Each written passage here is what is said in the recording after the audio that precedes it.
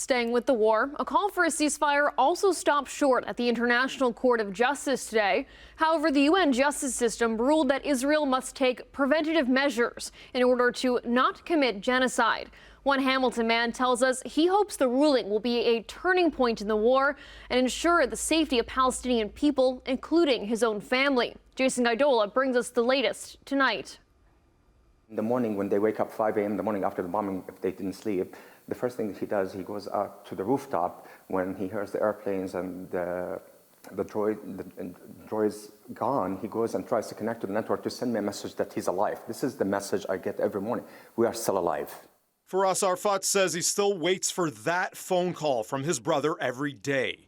And despite a UN court ruling to scale back the war in Gaza, the Hamiltonian says it offers a glimmer of hope for his two parents, two brothers, sister-in-law, and 3 children.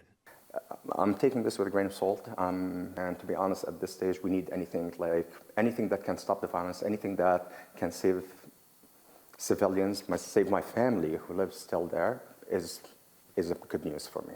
Arafat says he recently applied to bring them to Canada via a temporary residency and awaits for a different call with better news from Ottawa.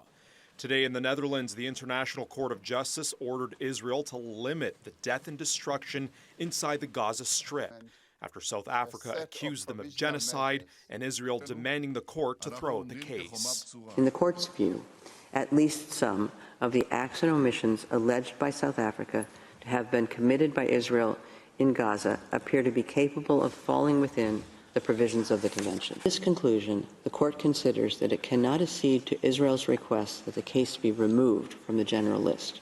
The requested measures to halt the Israeli offensive also demanded Israel to allow Gazans access to aid. The Hamas-run health ministry says more than 26,000 Palestinians have been killed so far, and more than 60,000 are wounded with little access to hospitals.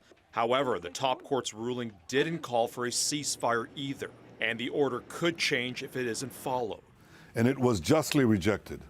The charge of genocide leveled against Israel is not only false, it's outrageous. Our war is against Hamas terrorists, not against Palestinian civilians. Israel's prime minister, Palestinian officials, and allies welcomed the provisional ruling, but for different reasons. In Canada, Foreign Minister Melanie Joly issued a statement saying, "Our support for the ICJ does not mean that we accept the premise of the case brought by South Africa. It is for the ICJ to make a final decision on the case, which it has not done today.